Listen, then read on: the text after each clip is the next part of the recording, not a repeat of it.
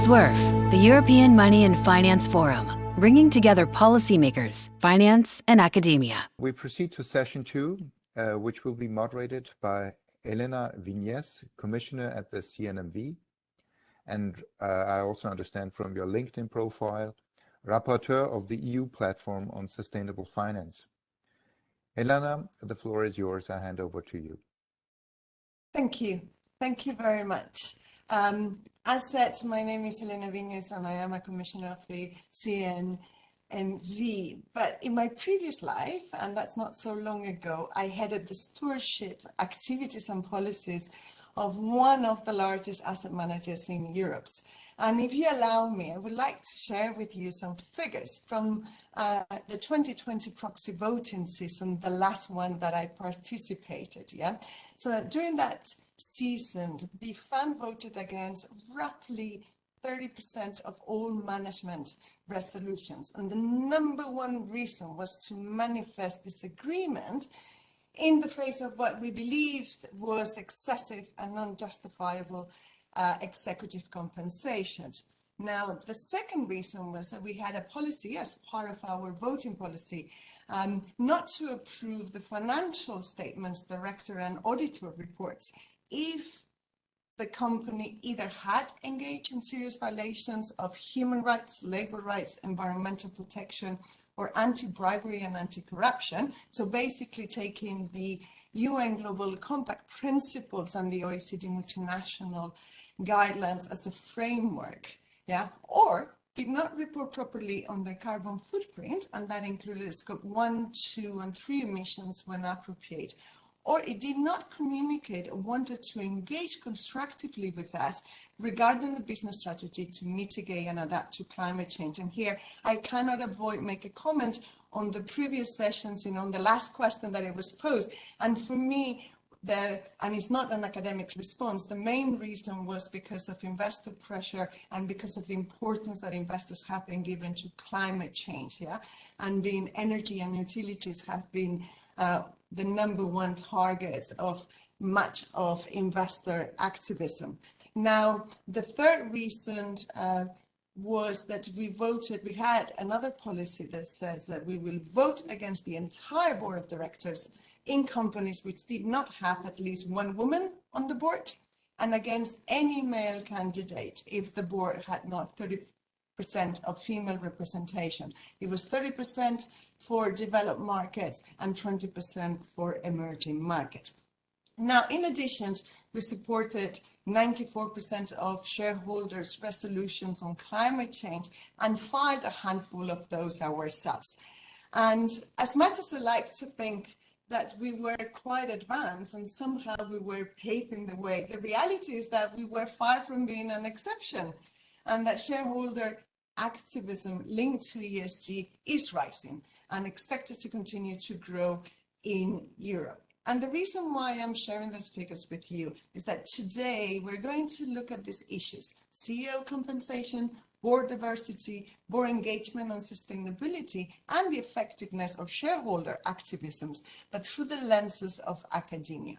To walk us through those studies and even maybe challenge practitioners and policymakers, we have an impressive lineup, a panel of professors. And we have Carmine Di Noia, Commissioner at CONSOB, the Italian Financial Markets Authority, and Professor at Harvard Business School. Hello, good afternoon, Carmine.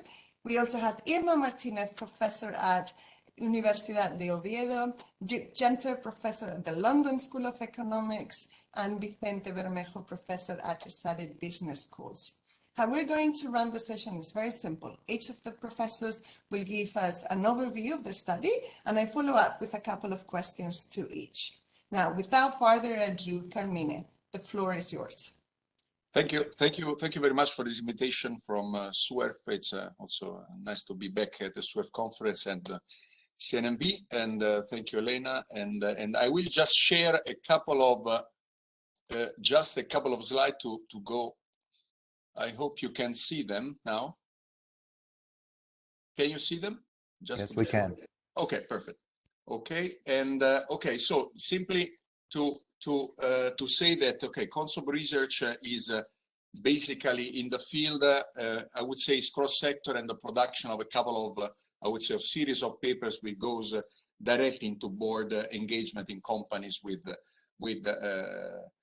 regarding, you know, sustainability issues, both, you know, in the function of the company and in so financial reporting, but also in remuneration issues. So, but the thing is that, okay, this conference has been, you know, delayed for some time due to COVID reasons. Basically, now we are actually near the end of analyzing the data, and then we will publish these two series of papers, but one in February, one in June. So I will offer you some data anticipating the analysis of the report we will publish next year. But you can find the link. This is, so we have a report on corporate governance of listed companies based on corporate governance reports and remuneration reports of listed companies since 2012, and this is the link to all the series. And this will be the fourth year where we have a report where we analyze, also due to supervisory issues, the non-financial reporting of Italian listed companies. So basically, okay, the work is in progress, but what is important is, and again, maybe I'm linking also to the previous very nice and interesting paper. So board of directors had an important role in the progression, you know, through this cultural transformation on both sides. Italian listed companies are, you know, improving and experiences, you know, due to some, I would say, some major push coming in our framework, and this is quite similar to the Spanish one, in the interplay between regulation and supervision on the public side, and an important role played also by the private sector and all stakeholders, the Corporate Governance Committee and the Corporate Governance Code, recently renewed. I would say both an horizontal level, but then we have a vertical dimension. We may get to it of, and I think Helena also mentioned briefly, of the OECD principles on corporate governance, and many of you may know. So what is important, and again, this was mentioned in the previous paper, is the transparency issue, the transparency dimension. Okay, Luis Brandeis was saying transparency, sunlight is the best of disinfectants. What is important is to have good data. To have good analysis, it's important to have good data. This field is a bit particular because we have a lot of qualitative information, but I think we can have good qualitative and quantitative analysis. Rodrigo Bonaventura, the chair of the Spanish Commission, mentioned also this. What is important, for example, remuneration is not the number, but how we have to avoid pears and apples, but how all the components are there, cash, equity, linked derivatives, perquisites, and then the ESG links. So just a couple of data, and then Helena, I will just finish it. This is simply to show you that, okay, as in every country, obviously, no financial reporting directive was there. We will see the CSRD, how we change the framework. We know it will enlarge the number of companies, but basically we have 150 companies out of 220, so it's around 70% of companies issuing non-financial reporting. But these are basically nearly 100% market cap. So we have a lot of analysis on this. What is important is that basically on especially the ESG and the materiality issues, we check, I would say, qualitative and quantitative analysis, the awareness, capabilities, and the engagement of the board and of the different, according to the governance of the company, how it works. And what is important, and again, I jump into one specific issue, Helena, is the involvement of the board and or of the other part of the companies into the materiality analysis. And we know that it's very important. It's true that transparency is the best of disinfectants, but some other people in the States were saying too much sunlight can cause cancer. So it's important to have good information. What is interesting is that basically in 2021, these are preliminary data, we are basically having you know, these 51 companies out of 150, so 1/3, where the board is involved. And this is important, not only the others. And just jumping to the next issue, Helena, for the sake of time, a second part of our research is basically where we have, you know, ESG and remuneration issues. We know that, okay, remuneration has become both at the national and obviously EU level a full corporate governance issue. Okay, it went from I would say self-regulation to shareholder rights, especially shareholder rights to I have to say that in Italy, since 1998, we imposed to listed companies full disclosure of all the components of compensation, not only for CEO or the executives, but the different components for all the single members of both of the board of directors and what we call in Italy the collegio sindacale. So these are sort of a board of auditors, which is approved by the general, appointed by the general meeting. It's a sort of model between a one-tier and two-tier system. And disclosure is compulsory also for all the compensation these people may get as a compensation, as fees, consultancy, including controlled companies by the listed company. And this is not only controlled, but also those where there is an associate company. But what is important is that we didn't ask the numbers. We asked that there is a specific grid, which actually we tried at the European Commission level to use in application of shareholder rights too, because again, what is important are the details. And here, these are data, are numbers, but we were not so successful. But okay, so because what is important then, and you mentioned the data of general meetings and how you vote is why you are paid, for what you are paid. And so what is important is that little by little, both in the short-term component and in the medium and long-term component, ESG issues are there. So this is just to show you, and I close, that basically the involvement of companies is increasing, but actually is increasing, at least for now, for large companies. Why? Probably, Helena, for what you were saying, that basically in large companies, the involvement also of shareholders, asset managers, international are there. So as soon as we will have the final data we publish, we will send you, but for now, I stop here. Thank you, Helena. And Thank you so much, Carmine. A million questions pop up in my head, but I'm conscious that I cannot ask you all of them. And yet I want to maximize the opportunity of having you with us. So I have two questions. First questions for you, Carmine. You are also the deputy chair of the OECD Corporate Governance Committee, yeah? And you mentioned it, yeah? I mean, I think that it's important for our audience to know that in 2015, the G20 leaders actually endorsed those principles, and that those principles conform the first ever, if I understood correctly, common set of principles that create that framework for corporate governance internationally, yeah? A real milestone. And yet, since then, things have changed tremendously, yeah? And maybe time is ripe for a review. Could you tell us, Carmine, share with us, how do you see, do you actually think that there should be a review, how that review should look like, you know, what should be the priorities?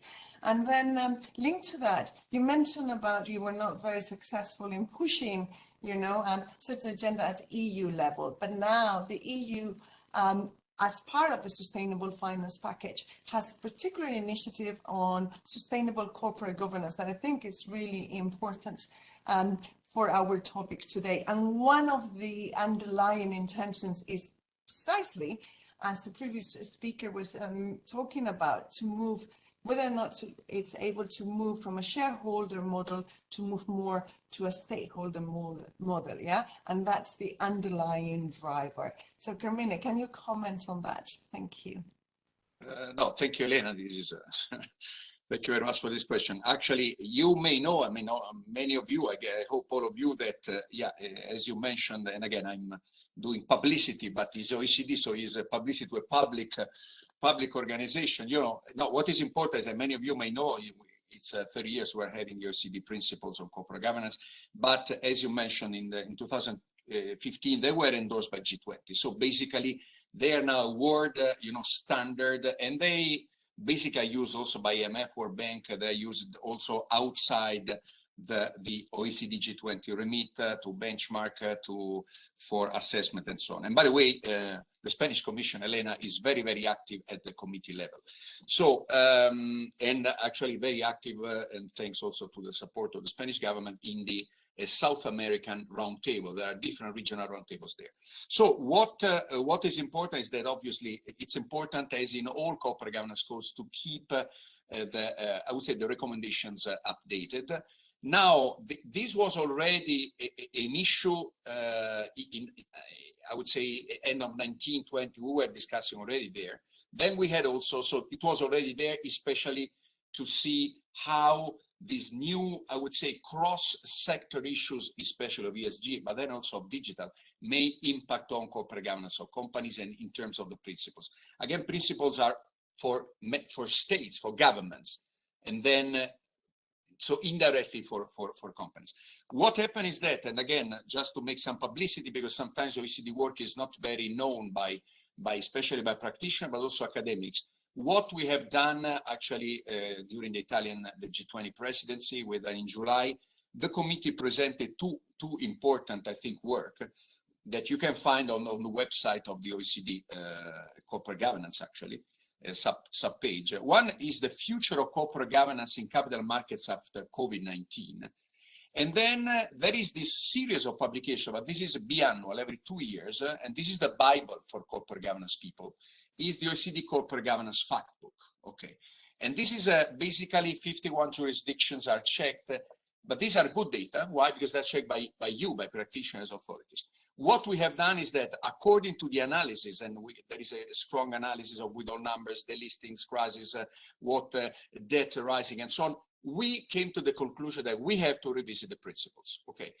Actually, okay, we will have next week the committee, but this is public because it's been endorsed also 2 weeks ago in Rome by the G20 leaders declaration. They are endorsing the update of the principles along basically some lines. So we need to have the principles that, you know, in order to have, you know, equity market that are there as an instrument for long-term, you know, resilience, but for a sustainable growth of companies. They must be there. We have so to adapt the corporate governance framework, the insolvency framework, and one issue is ESG risks. So not ESG as such, but then risks and risk management inside companies. So this is important in order to address sometimes the excessive risk-taking in the non-financial, especially corporate sector. So we will actually maybe get back also publicly to all people. There will be a public consultation. So I hope that not only supervisors were already there, but practitioner academics will go there. On the sustainable corporate governance, very, very quickly, Helena, this will take a long conference. It's very important initiative, but as in every kind of initiative, especially a regulatory initiative on these kind of issues, we need to calibrate exactly in order to avoid unintended consequence. This has been clear in the consultation that the Commission did some months ago. So we should be careful because then we're talking about laws, responsibilities of the board of directors, which then also are typically, you know, embedded in national, you know, civil codes and others. This is not only for listed companies. So I think it's very important. I think it should be carefully, you know, drafted, and the balance it must be found, but it's very important. Thank you so much, Carmine. I know you have to leave soon because, and for a very good reason, right? So if I understood correctly, you're giving a speech in the Parliament on the 10th anniversary of the gender quota in Italy, a 2011 law. But before you leave, can you share with us how it's in your opinion, you know, what's been the impact of that law? What has worked, you know, to what extent it has been a real driver to increase the role of women, you know, not only on boards, but more generally in companies. Because I remember when that was some time ago when I was an analyst myself, what we saw is that while female presence on boards was increasing because of regulation, the problem remained that there were not sufficiently women at C-level positions, particularly in more business-like type of divisions. Yeah, so that problem of going up the ladder in a company still remains. So tell us what your views are. Helena, again, this is a very important issue. I would say. I mean, it is a general issue. Then, okay, in some countries this has been tackled through a very small point, which is the female representation of the board in listed companies, which is obviously is a starting point, but it obviously is not necessarily, you know, solving the broader issue. Now, we have done, I mean, we imposed, like in a few countries, so this is a binding requirement, gender quotas, obviously is a gender for the least, formal is for the least represented gender, which at that time was the female gender. This was imposed on listed companies listed on the regulated market, technically, and then also for companies controlled by the government, to say, for companies government control. For listed companies, what was done? It was you know, a long. There were a lot of discussion. Companies, I have to say that the market was very, would say, not mature, because they did not propose to put some sort of requirements in a corporate governance code. So then the law arrived. After a lot of discussion, I think the law had three good characteristics. The law basically imposes 1/3 of the least represented gender in the board of listed companies. But basically, first of all, it was a law with which at the beginning originally ceased to exist after 3 mandates of board members. So, and also of Collegio Sindacale, the board of auditors. So basically, typically the mandate is 3 years after 9 years. So this was, first of all, ceased to exist. Why? Also for constitutional reasons and so on. The second thing, there was a transitional period. So the first mandate would have been 1/5, so 20%, and for the second and third mandate, 1/3. And the third issue, in part related maybe to your question, but on the other side, that there was a lot of discussion. Should we impose quotas on the, you know, the kind of CEO numbers, the chair numbers, or on the board as such?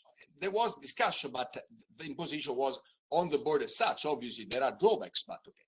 What has been the effect? Obviously, the effect has been that this is a binding issue. So we had basically 1/3 and more than 1/3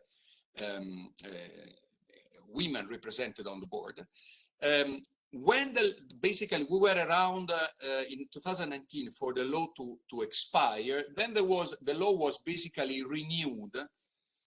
So for other, so starting from 0 for other 6 mandates, so the total would be 9 mandates, 27 years. I don't know if we can still speak about a law cease to exist.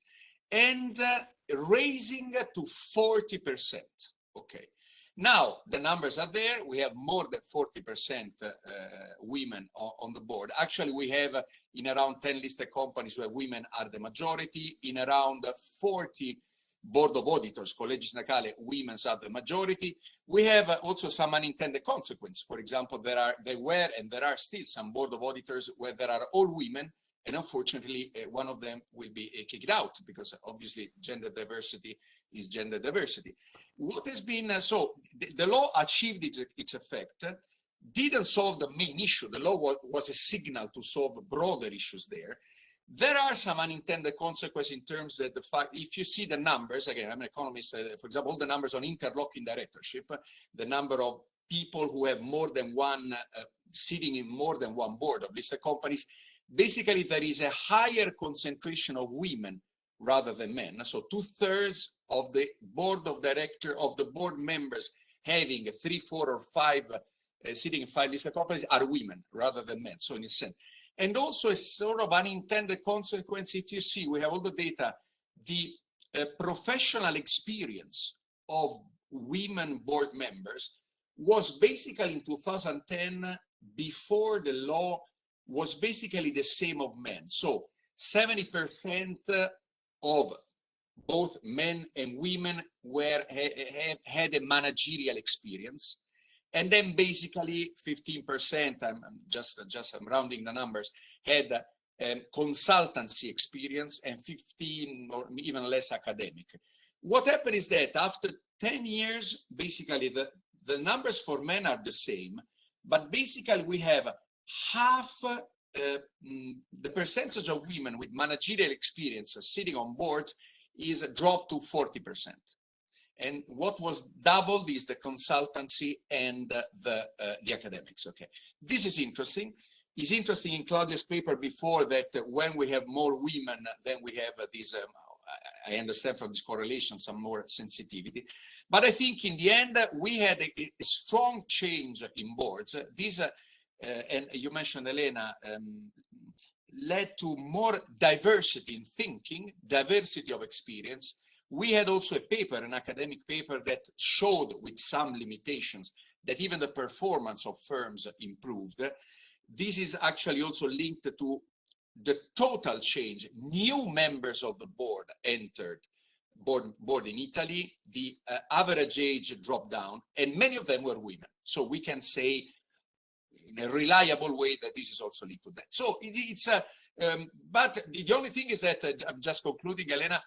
We should be careful in putting quotas in, for example, let's say in CONSOB, because we have all the directors of all the lines are women. So I hope not to have quotas, because we should then replace them.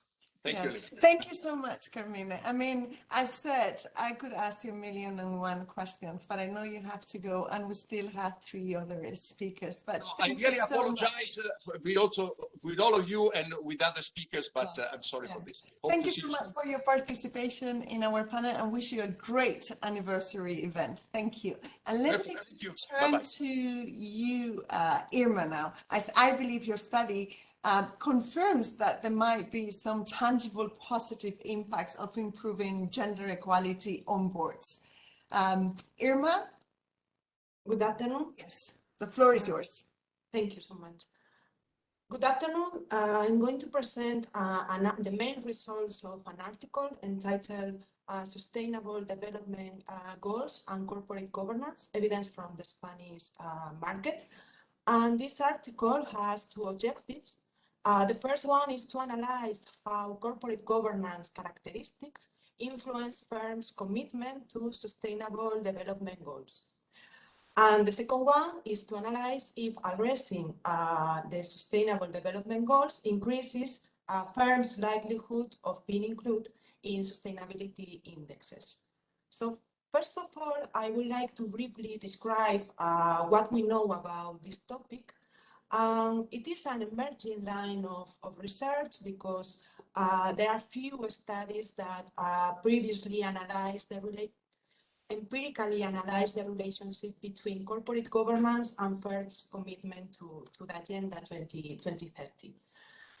So we have an article that analyzed the European listed firms, another one focused on Italian listed and unlisted firms, and Rosati and Faria analyzed a sample of worldwide listed firms. Among the characteristics,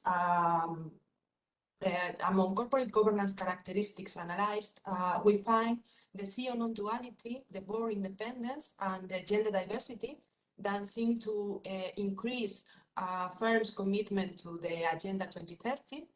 And on the other hand, there are other corporate governance characteristics such as board size and the age of board members that negatively impact on firms' contribution to the 2030 agenda. Finally, other corporate governance variables such as the number of board meetings and the existence of a CSR committee or sustainability committee don't seem to increase or don't seem to influence firms' commitment to the 2030 agenda. So in our study, we try to contribute to the literature by addressing some of the limitations of previous research and also by adding new relationships on the topic. So we contribute because we analyze the Spanish institutional setting and Spanish market hadn't been as explored before. Additionally, and contrary to previous research that use samples of firms that follow the GRA standards in order to report information about sustainability, we use a whole market. Our sample is the entire population of Spanish listed firms. Additionally, we consider a wide set of corporate governance characteristics, and we analyze the propensity to report the activities related to the Agenda 2030, but also the number of sustainable development goals addressed by the firms. And finally, we analyze the relationship between firms' commitment to the Sustainable Development Goals and its inclusion in sustainability indexes that, so far we know, hadn't been analyzed before. So our sample is a panel of 132 Spanish financial and non-financial listed firms from 2015 to 2019. Our dependent variables, the first one is a dummy variable that takes the value of 1 if the firm has addressed the sustainable development goals in their sustainability report or in an equivalent report. We also consider the number of sustainable development goals addressed in the report. And finally, we estimate a dummy variable that takes the value of 1 if the firm is included in at least one sustainability index. And in this sense, we consider the FTSE4Good IBEX index, the Dow Jones Sustainability Indexes, and the Stock Global ESG Index. Our independent variables relate to corporate governance characteristics, and we consider the total number of directors, the percentage of independent directors, the percentage of women directors, and the number of board meetings per year. Additionally, we consider 2 dummy variables. The first one takes the value of 1 if the CEO is also the chairperson of the firm. And finally, a variable that takes the value of 1 if the firm has a CSR committee.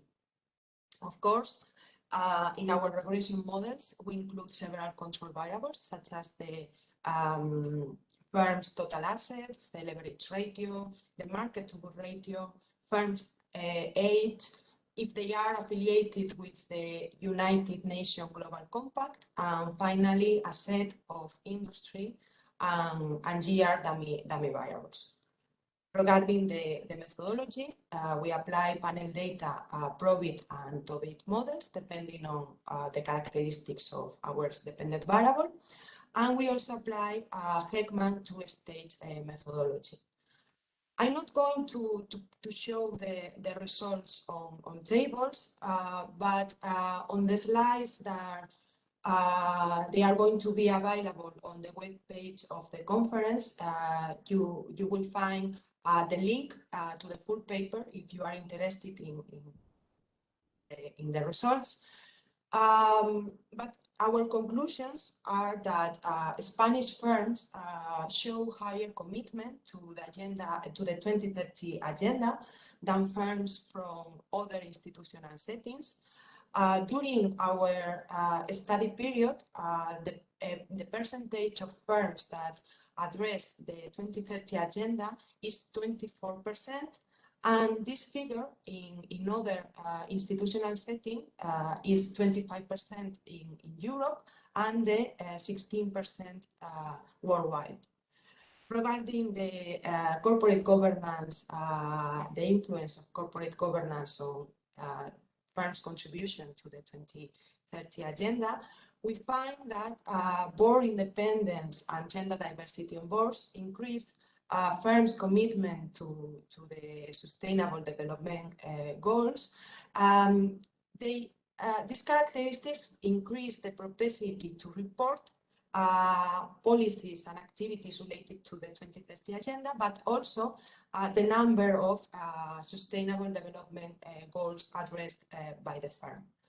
On the contrary, there are other corporate governance characteristics that, such as the board size, the CEO non-duality, the number of board meetings, and the existence of a CSR committee that don't seem to influence firms' contribution to the sustainable development goals.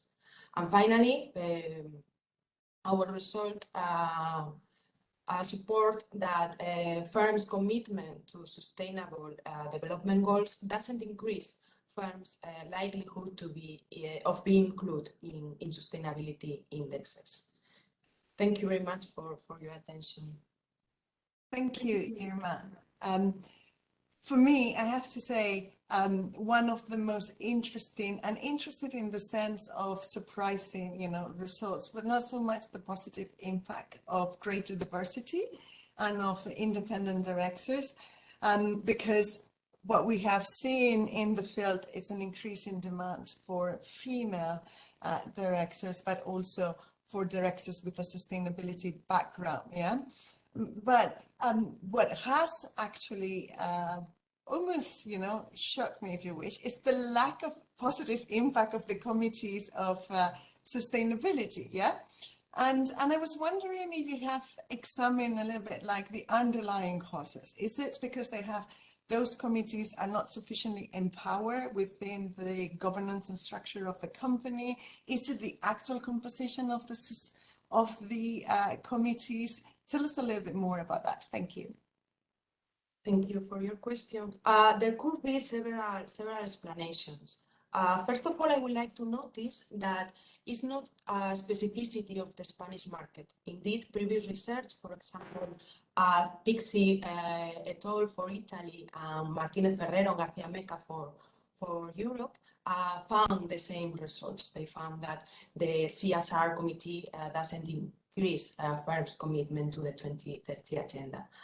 In the specific case of Spanish listed firms, we observe that the commitment to the 2030 agenda is high.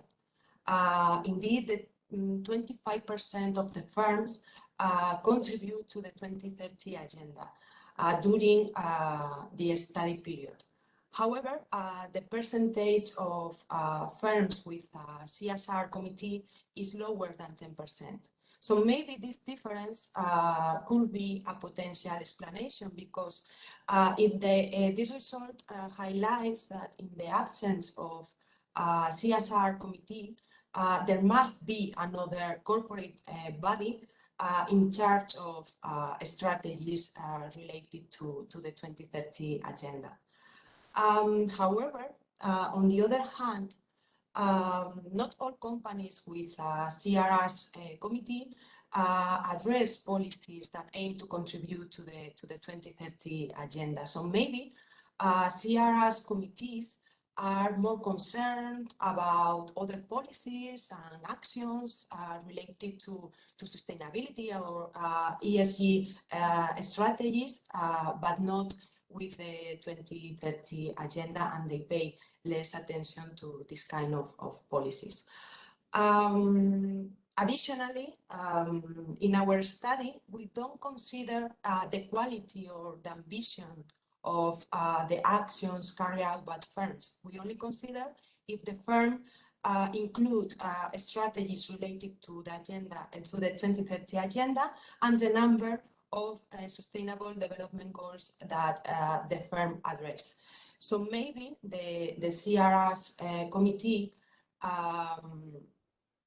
may play a key role explaining the quality of the policies that aim to contribute to the 2030 agenda. But unfortunately, we have not explored this relationship yet. It could be a future line of research. So in summary, I think that there are several explanations and a need to further analyze the role of the CSR committee in future research.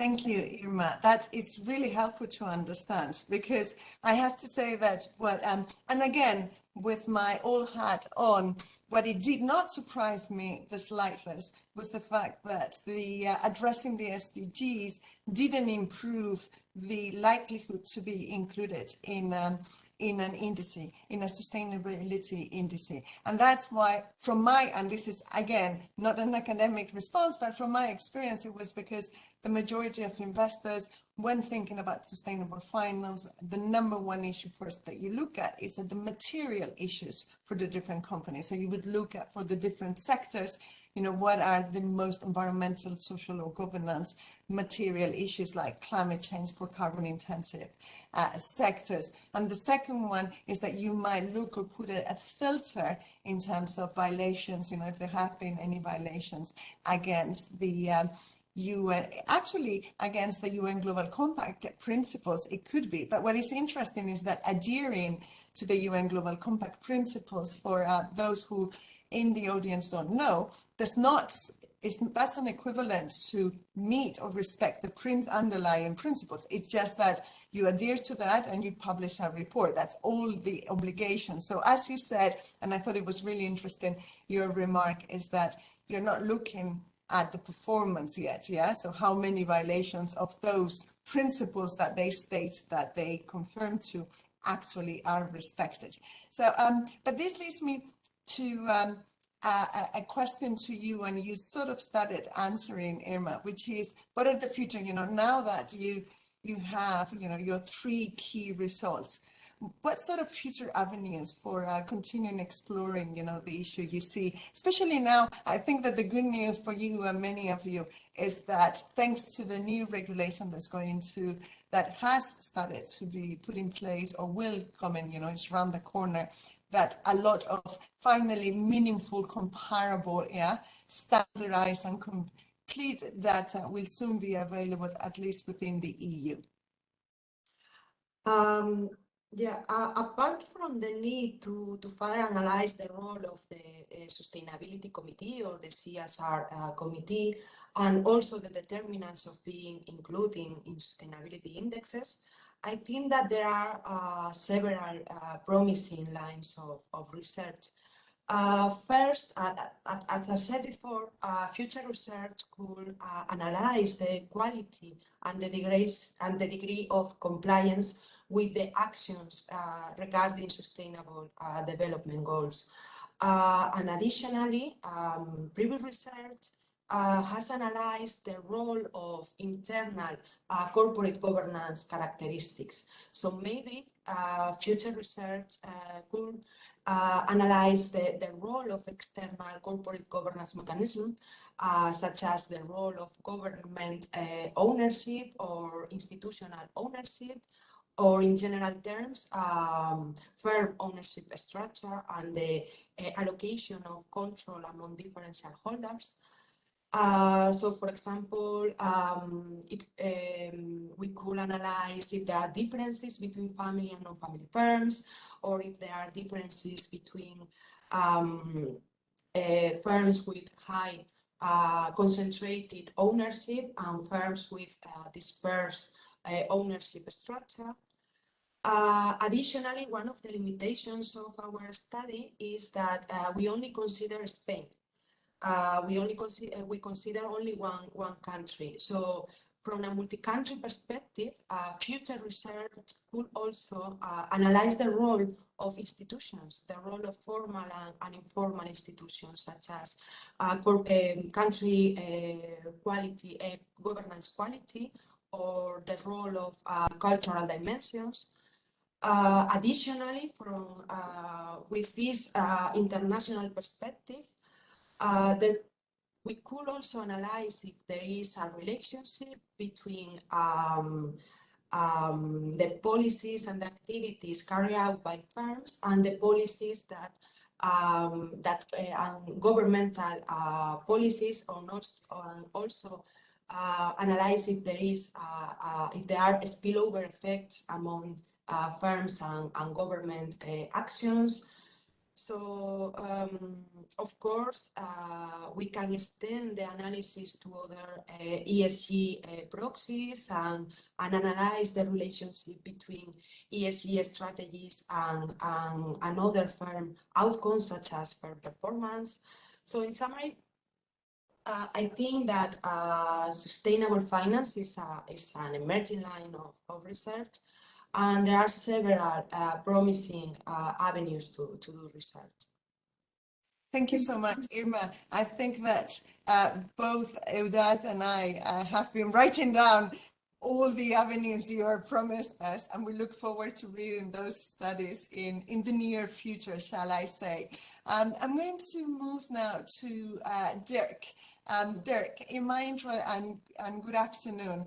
In my introductory remarks, I mentioned that, and again, with my previous hat on, the first cause for our opposition to management resolutions was CEO pay, yeah? And in fact, so you know, we oppose 58% of all the resolutions linked to CEO compensations.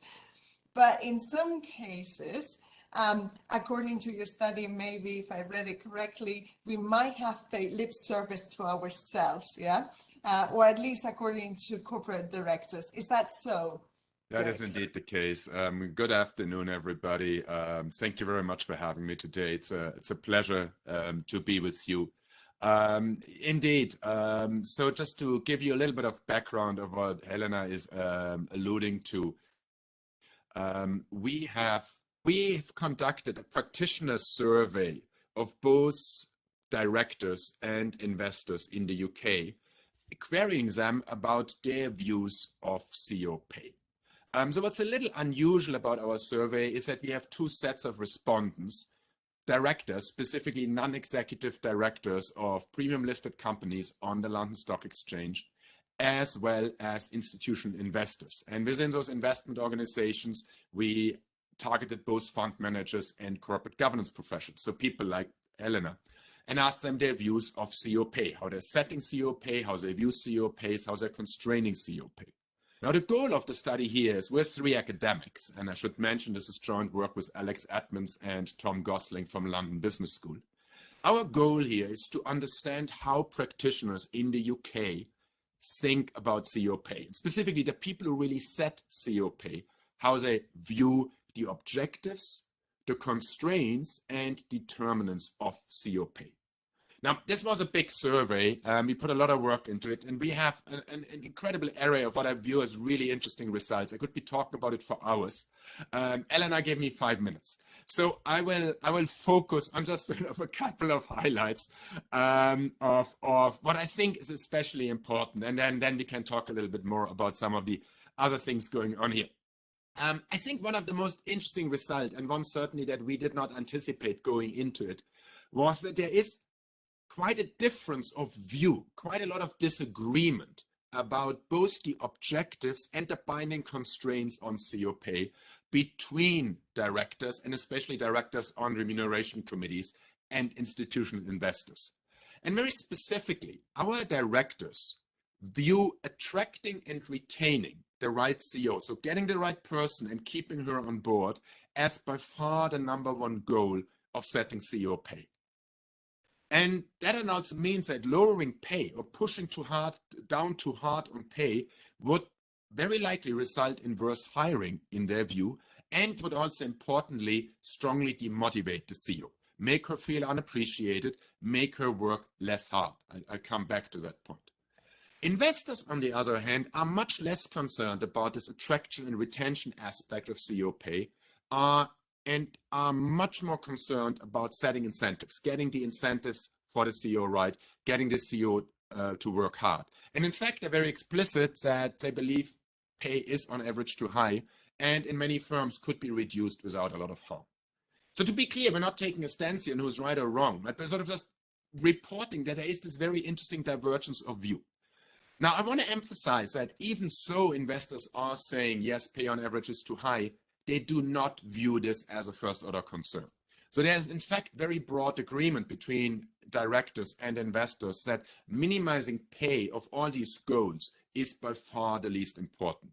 So they disagree about whether it's mostly about attracting and retention versus incentivizing, but there's general agreement that minimizing pay is not the first-order issue.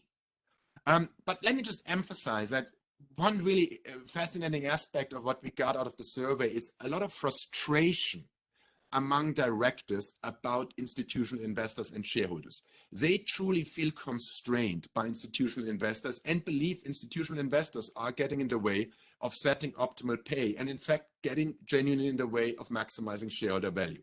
So we got a lot of complaints about shareholder voting guidelines, about proxy advisors, about ISS, about we're not allowed to do this, we're not allowed to do that. We have this one-size-fits-all thing imposed on all of us, which just doesn't work well for our company. Now, one of the reasons we believe, based on the results of the survey, why directors take a different stance from investors on many of these issues is that directors have a very specific view or model of CEO behaviors that we didn't really know about before. And what's at the core of this model is CEO's expectation to be paid fairly. So directors strongly believe that it's very, very important to deliver to CEOs what CEOs believe they deserve. And if we don't do that, if a CEO feels underpaid, if a CEO feels like they're not getting what they should have received, the CEO, in directors' views, ends up strongly demotivated, the relationship with the board breaks, and that will ultimately affect firm performance and everything else that's important to the board. Now, we didn't anticipate that. So I'll be honest, we didn't have now a brilliant follow-up question that says, okay, what do you mean by fairness, right? I mean, that's the obvious question. I mean, fairness could mean all kinds of things. What do you mean by that? Because we didn't really anticipate that answer, we didn't have that follow-up question. But we got lots of information out of free text fields in which the response wrote down sometimes genuine essays, and we did a lot of post-survey interviews where we asked people, what do you mean by fairness? And what came out of that were really two aspects. Number one, CEOs apparently compare what they get to the pay of other CEOs at peer firms. Sort of the question that apparently comes up, at least implicitly in the boardroom relatively often, is, well, look, I'm working very, very hard. I'm doing a good job here. Why does my peer at the other firm earn more than I do? Why does her board like her more than you guys like me? And the other aspect that apparently comes in strongly is firm performance, especially if performance has been good. So the notion of that, look, I've worked very, very hard. I've created a lot of value for shareholders. Why am I not properly rewarded for that, especially if other CEOs and other firms are being rewarded for that much more? Related to that, the view of incentive compensation or variable pay that comes out of the survey is very interesting. Apparently, directors don't view it primarily as an incentivizer. They believe that CEOs are just intrinsically motivated. Look, CEOs work hard. They want to do the right thing. They do not need incentive compensation. However, incentive compensation, variable pay, is seen as very important to deliver that reward for performance exposed, that recognition of performance exposed, without which the CEO would be unsatisfied. And then finally, before I promise to shut up, sort of this notion of fairness is sort of against our expectation. Fairness is not a notion that shows up in our economic models of how these things should work, but notions of fairness kind of pop up throughout the entire survey in at least 3 different places. So I've already mentioned CEOs' apparent expectation to be paid in what they perceive to be fair. Another notion that comes up several times, especially from the director side, is a belief that internal fairness, internal comparison matter.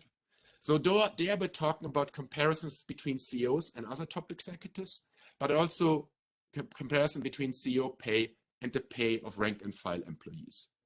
And then finally, a third notion of fairness that comes up, and interestingly enough, mostly from the investor side, is the notion that it would be fair, it is fair for CEOs to share both the upside and the downside with investors. So if the company does really well and shareholders are making a lot of money, it's perfectly fair for the CEO to make a lot of money and get very rich. On the other hand, when shareholders are suffering, when stock prices are going down, the CEO should suffer as well.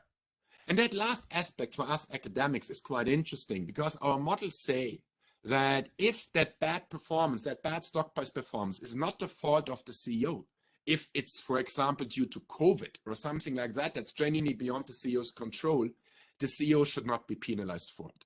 And that's something that apparently many investors strongly disagree with, and literally saying, no, look, if we suffer, that chap has to suffer as well. All right, with that, I've probably exceeded my time by far. I shall be quiet. No worries, we are fine on time.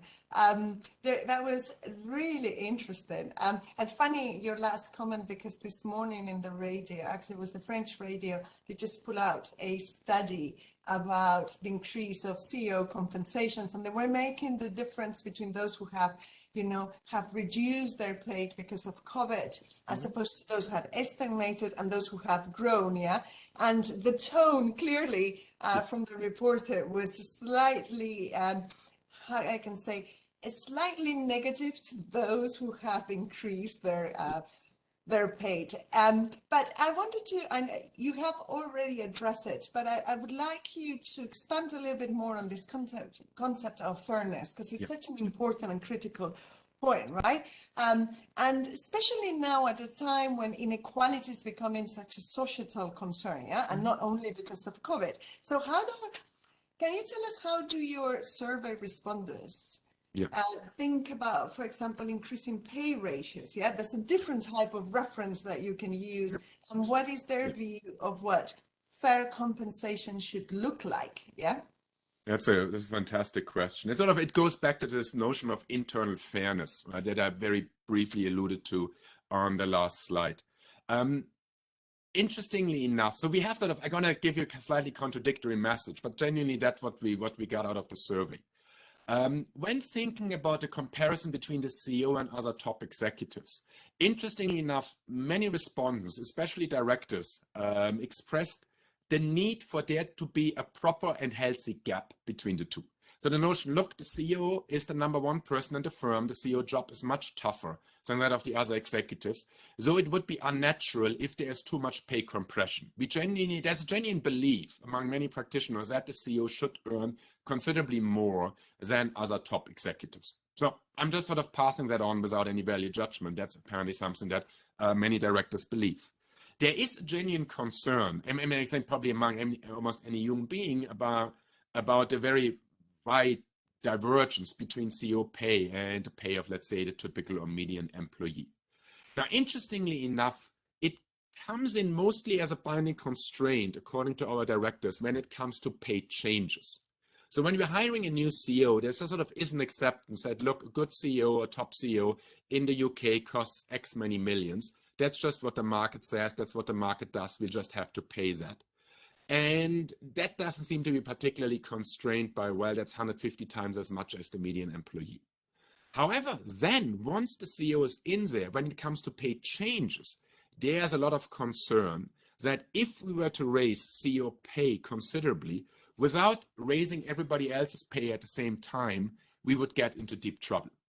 So an interesting distinction there, again, that we didn't really anticipate, where it seems to be that relative comparison, the pay ratio concern in some sense really comes in when it's about pay changes. So we're bringing in a new CEO, we're paying her £4 million per year, we're paying her £5 million per year. All right, that's fine, that's just what it is, we can't do anything else. But then afterwards, there's no way we could raise her by 10 or 20% without raising everybody else. And that's consistent with what we see in the data. Genuine large pay raises are very, very rare and really only happen when, say, we're doing a major acquisition or a major restructuring or something like that. Other than that, actually, CEO pay levels tend to be pretty flat over time. And that jump whenever there's a CEO turnover and we're bringing in a new CEO, especially if it's an external hire. So very, very interesting, and something, again, that we didn't really know about beforehand. Thank you. Moving on a little bit on that question around the CEO pay and what compensation should look like.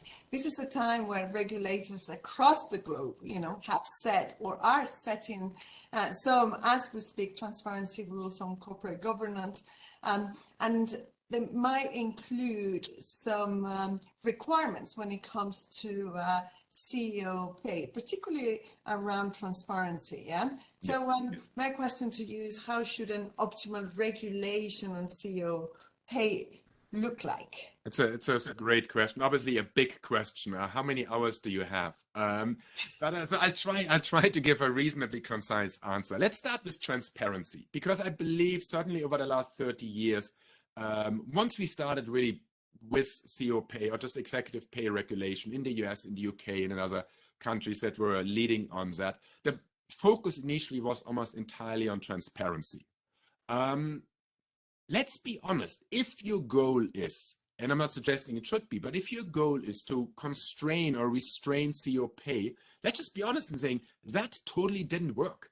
I mean, over the last 30 years, over the last 40 years, we've really been increasing the transparency of CEO pay across jurisdictions, across countries, across different types of companies.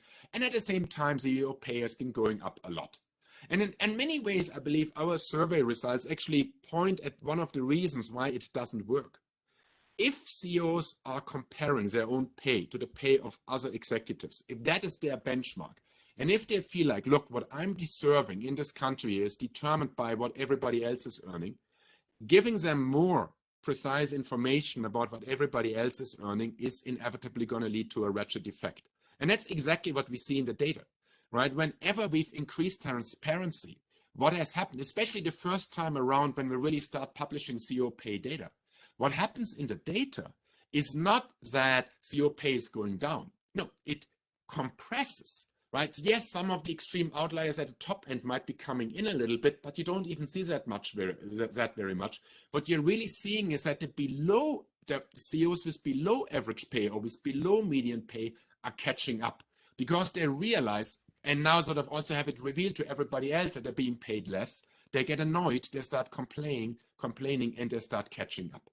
So I believe that if our goal is to restrain or constrain CEO pay transparency, I mean, don't get me wrong, I love transparency. We should keep transparency, but it's not going to restrain the level of CEO pay very much. I'm also going to just warn very briefly against something that has been in the press over the last, certainly since the financial crisis. I view caps on CEO pay, sort of hard, you can't pay more than X, Y, or Z, as genuinely problematic. For two reasons, and again, sort of related a little bit to what we're getting out of the survey. Our directors feel threatened and under pressure by competition from others who are hiring managerial talent. And one of the parties that comes up again and again and again in the free text feeds that we didn't ask about is private equity. Right? Sort of the notion that, oh my God, I mean, private equity is a genuine big deal in the UK. Lots of companies have been taken private.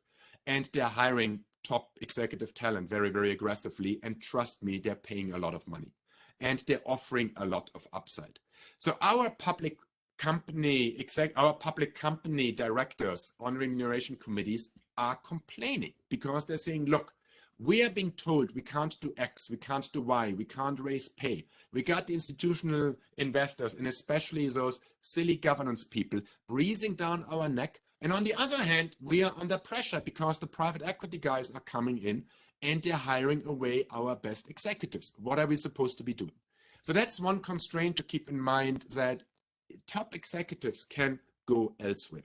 And if we're putting too much pressure on publicly traded companies, and if we're over-regulating publicly traded companies, what's inevitably going to happen is either they're just going to go private, or if they're staying public, they might just be losing their best executives to companies that are less regulated and can pay more freely.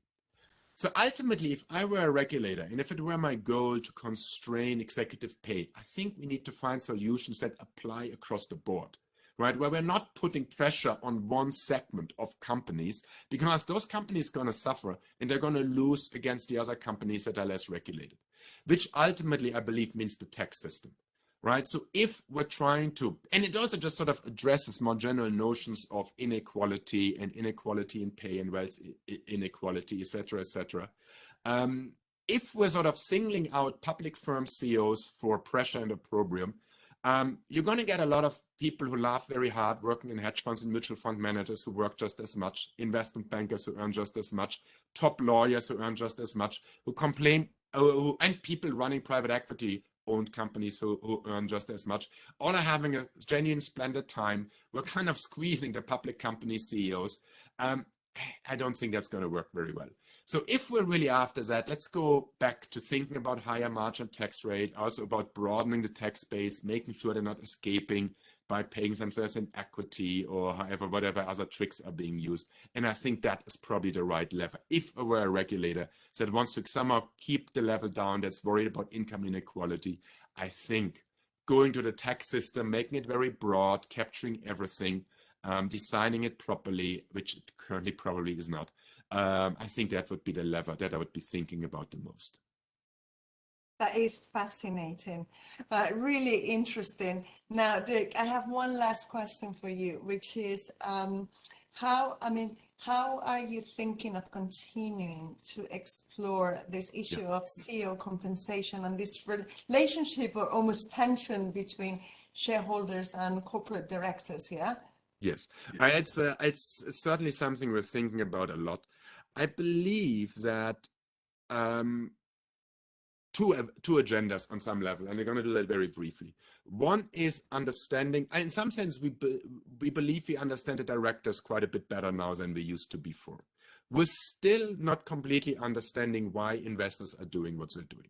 And look, on some level, and please, I realize that probably many other people who work for investors are working for investors in the room. Don't think of this as a criticism, but solely as a purely empirical observations. If you're running a stewardship group with on a large institutional investor, you are dealing with thousands of companies, right? And you're thinking about probably tens of thousands of shareholder resolutions, say on pay votes and everything else on an annual basis. So on some level, it is inevitable that you are unable to do a very detailed analysis of the specific circumstances of each company and coming up with a tailored solution for them. So on some level, probably the directors have a bit of a point that this one-size-fits-all thing gets imposed on them.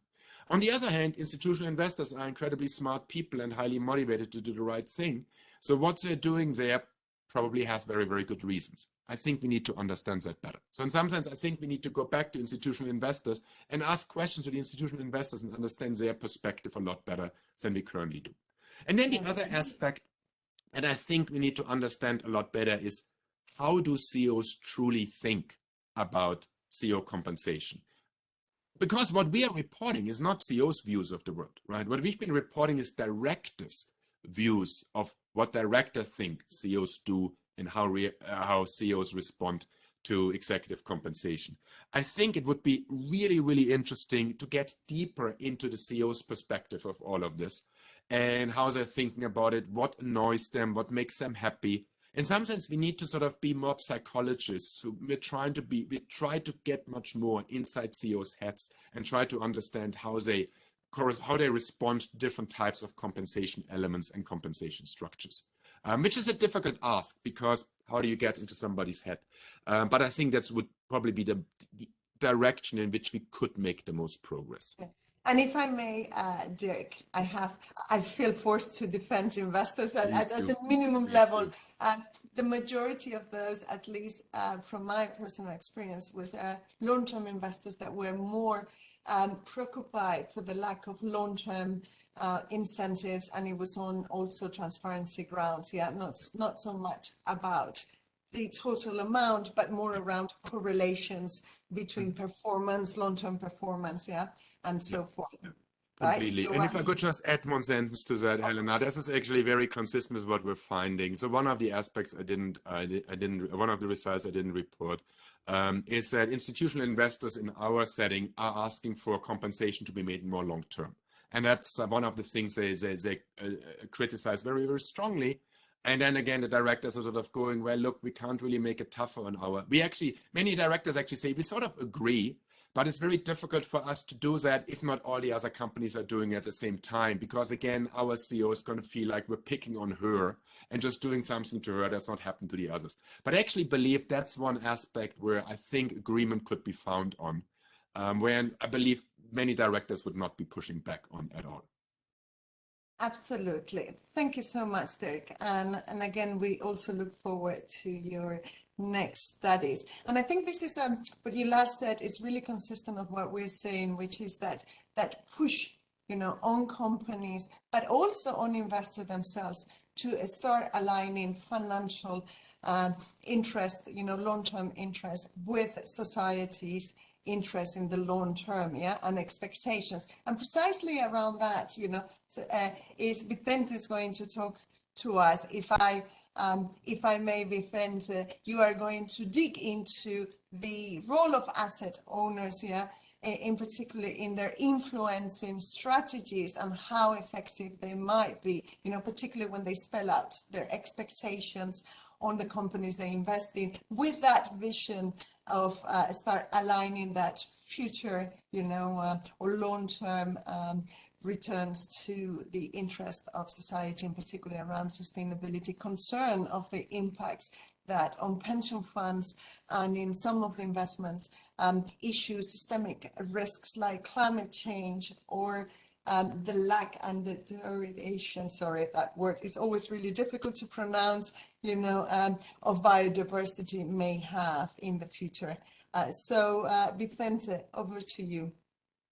Thank you. Thank you very much. And good afternoon, everyone. It's a very big pleasure to be here. So let me share my screen first. And so I'm going to be talking about a current research that I have together with Ruth Aguilera, Javier Capapé, and Vicente Cuñat. Basically, as Helena was explaining, we're going to be looking at a particular form of influence that investors have on the portfolio companies. We all know that there's different ways to influence our portfolio companies. You can negotiate with boards, you can vote, you can request board presentation, you can file shareholder proposals, launch proxy fights. But in particular, as I said, we're going to be analyzing a particular form of influence. And this is a low-cost activism tool that is growing in importance. And it's called expectation documents. Now, what are these expectation documents? Basically, these are reports or documents that investors publish, and they basically contain their expectations or their preferences on a particular topic. And the idea is that, in principle, firms in their portfolio basically should address these preferences. Now, topics, as Helena was mentioning, can be on climate change, on corporate social responsibility, on ESG topics, on corporate governance. That is particularly what we're going to be analyzing here. Now, let me please first explain a little bit some features of this activism tool. Basically, the most important one is how cost effective it is.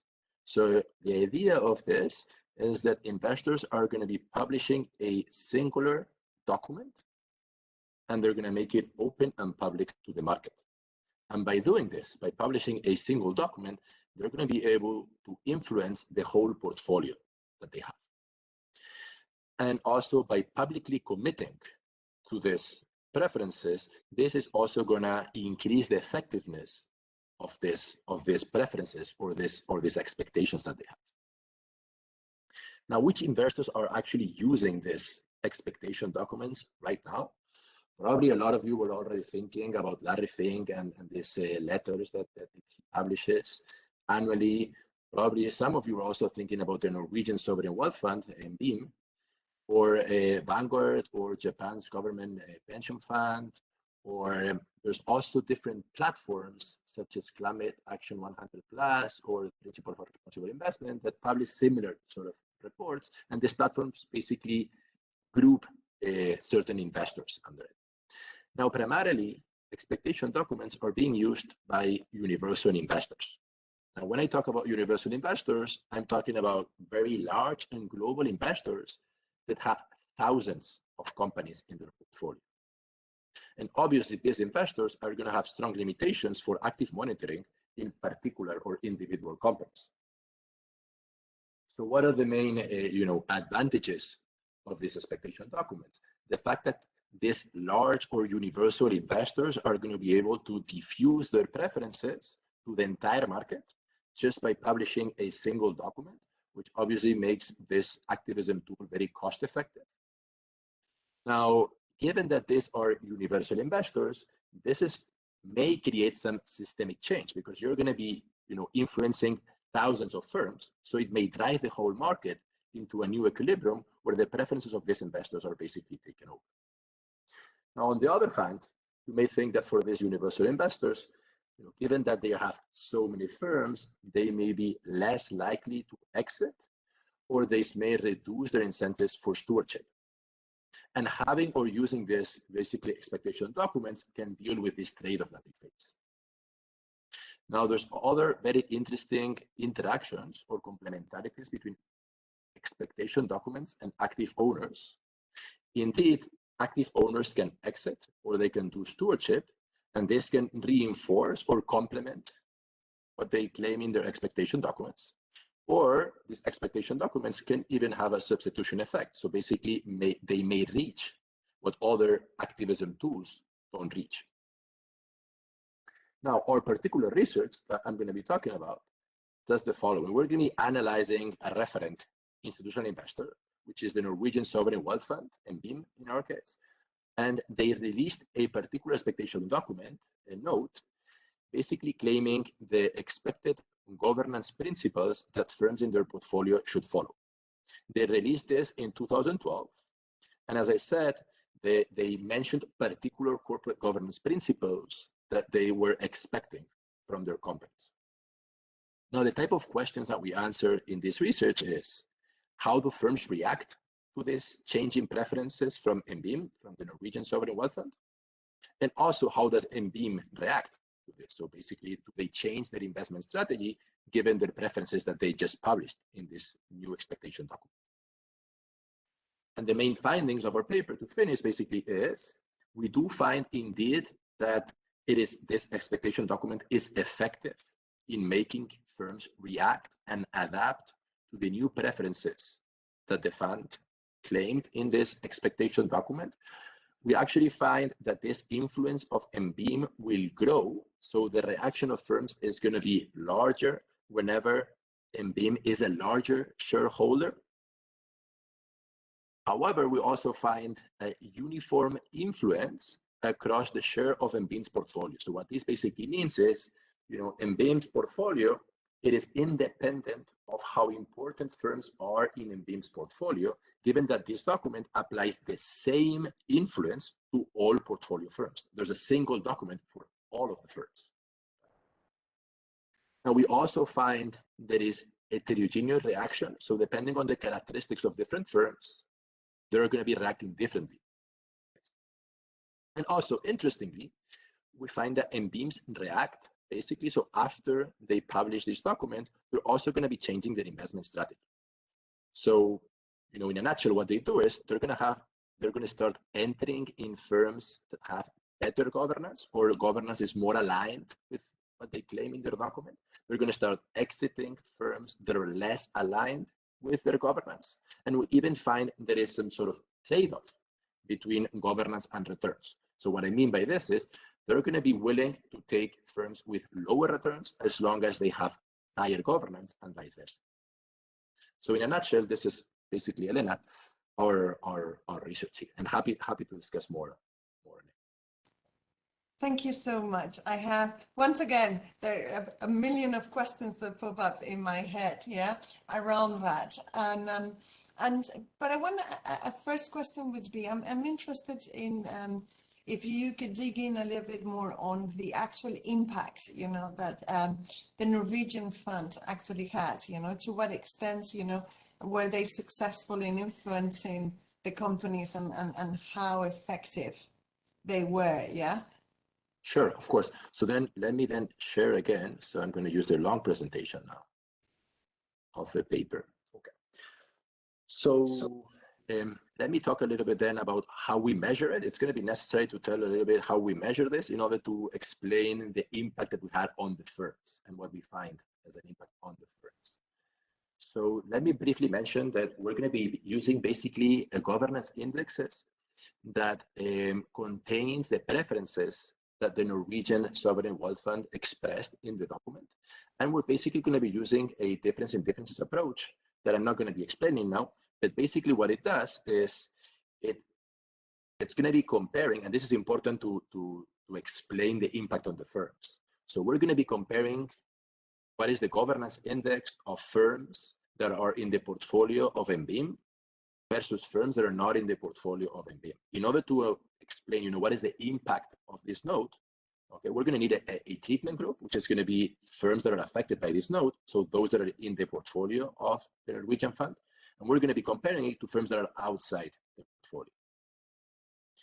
And we are going to be also comparing, before the note was published or before the expectation document was published in November 2012 and after. So basically, in a nutshell, This is our first result. What we find here basically is the following. We see, and again, we are comparing whether firms in the portfolio of MBIM are increasing their governance. And when I claim governance, please remember, I'm talking about the specific preferences in the expectation document. So the specific governance that MBIM is describing in the note. What we observe here is that significantly after the publication of the expectation document, firms in the portfolio of MBIM increase their governance. Okay? And this does not happen before. So before the announcement of the note, there's no differences in governance between firms in the portfolio and outside the portfolio. Now, more particularly, what is the impact on the firms? An interesting results that we find here. So one of the interesting results that we find is, first, as I said before, firms in the portfolio of MBIM increase their governance relative to firms outside of the portfolio. And we indeed find that this effect, this increase in governance, also increases over time. So basically, I'm not, if I had to explain how these numbers were to be interpreted, basically this depends, it's the difference on the governance index between firms inside and outside the portfolio. So basically, they're improving in their index score. Now, something also super interesting that we find is, as I mentioned before, we see whether the importance of MBIM in the shareholder, in the number of shares in the firm is important. So what do I mean by that? So what we find there is, for example, in the second column, if MBIM represents or has a lower, a small stake, we see that firms don't significantly react. However, as MBIM has a larger stake of the ownership of companies, we observe that these firms react more and more. Okay, so that's what we observe in column number 2. Now, in column number 1, interestingly, what we observe is how important is the share of the firms in MBIM's portfolio.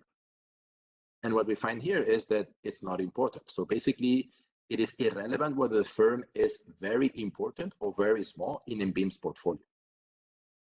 Basically, why we claim that we find that is because the influence is uniform across all the firms, because there's a unique note, a single note that is applying to all of its portfolio. And last but not least, as I said, we can say something on whether the characteristics of the firms, is going to affect their reaction. And what we find is that smaller firms react more and increase more their governance. We also find that firms that are performing worse in the past, so worst financial performance firms, improve more their governance. Maybe there's a substitution effect here. Firms that have lower liquidity also improve more their governance, change and improve more their governance. Interestingly, firms that have very low governance in the past do not react. Probably the reason is that they find that, what they're being asked for is just too far away, so they cannot reach it. And finally, we also find that the investor protection rights of the country, so basically the country in which firms are, also affects the reaction by firms. Oh, sorry, that is so interesting because, just for your information and as an example, for us, when it came to voting, it was much easier to relate, or actually to, maybe to rate our success, because we had a very clear policy and voting policy. And when we were going to oppose a management resolution, we would write to the company well in advance, let it know this is our policy and this is what we're going to oppose. So we will, and offer to engage with the company. So we have been, we had been rating or monitoring, better said, monitoring our success rate when it came to voting, and it was around 30%. It would be surprised, but it was very specific. We said, this is against our policy, this is why, and this is why we're going to vote against, you know, but we would love to engage with you, to talk to you beforehand. But when it came to all our expectation documents, whether they were policies, whether they were jointly with the Climate Action 100 Plus, with IGCC and others, it was so difficult to really identify, you know, whether or not it was our action or of the group that had the impact, or if it was a regulation or something else, yeah, a campaign from an NGO and so forth. It was really difficult to isolate. So I'm looking at your study, I'm thinking so many asset owners and asset managers would love for you to have to do a specific study on their initiatives and the different methodologies, yeah? But I wonder also to what extent in the case of the Norwegian fund, it also contributes the fact that it's such a reference to the industry, yeah? Somehow they really paved the way, they're like a forerunner and they set their expectations, and then slowly part of the industry moves towards that. So my question to you back is that, could any of those have intervened? I don't know if that was looked at in the study, even if it's harder, yeah? But the other question I have for you is that, do you have any advice for practitioners, yeah? That are seeking to have more of a positive impact? Okay, so let me answer both of them. Thank you very much. Very good points. So on the first point on how to isolate the effect of the Norwegian sovereign wealth fund, this comes back probably to Claudia's talk before when she was talking about correlations and causality. So in the paper we do claim causality. It's always a big thing. Now how we do it, and you know, we use a very used technique right now that is a difference in differences. And this is sort of a little bit, this econometric technique is a little bit what I was explaining before. So what we do in this particular study, and it's, you know, not difficult to do, is you basically need to have a treatment group. In our case, is those firms that are affected by the note, by the document. In our case, those in the portfolio of the Norwegian sovereign wealth fund, and those outside can be our control group. Now, it's always key when you do these studies to make sure that these two groups are comparable. They have to be similar. The reason why you need a group is precisely for what you were saying, Helena. Otherwise, you don't know whether this governance is increasing because of a trend. There's a world trend that we all know that, you know, there's more, we're inclined to improve our corporate governance. So how do we know that this is actually because of the Norwegian sovereign wealth fund influence? So again, we need a control group in there. And basically what we do is we use this control group. And observe, relative to the control group, we observe that our treatment group, those inside the portfolio, are increasing the governance more than the other ones. And again, it is key to define well your control group. Make sure that it's similar. Okay. And this, also in the paper, we do provide a decomposition on how to measure the impact of any activism tool. We actually just mention one activism tool, and basically measure what is the effect on overall governance, and we decompose overall governance on, you know, what is the effect on the firms, what is the effect on, you know, the changing strategy by the Norwegian sovereign wealth fund, and so forth. So basically in the paper, we do provide a decomposition that, you know, how to decompose the effect of any activism tool, also on what is driven by changing firms' reaction, or what is driven by changing the preferences of an investor. Now, finally, to answer your second question of do I have any advice? Difficult to do, given that these universal investors, as I mentioned before, can drive systemic change because of the thousands of companies in their portfolio. I mean, I definitely believe that regulators should keep an eye on these expectation documents, precisely because we find that the influence is very effective. And given that, I think Carmine was talking before about unintended consequences. So, you know, there can also be unintended consequences when you reveal your preferences and what you want your firms to do. So, you know, there can be spillover effects, and the consequences, and in this sense, maybe regulators want to keep an eye on this. Yeah, I think that would be my main. Thank you so much, Vicente. We're also looking forward to all your future work. But unfortunately, I have to bring this fascinating discussion to a close. And fully aware that I will not give justice to the richness of what is being said, my takeaways have been, number one, diversity adds value to boards. Not least, it helps pushing the sustainability agenda. But we need to understand diversity, not only in terms of gender, but also in terms of expertise and independence. On that, just to add that regulation has, together with corporate governance codes and the G20 OECD principles, have played a key role in pushing that diversity at board level.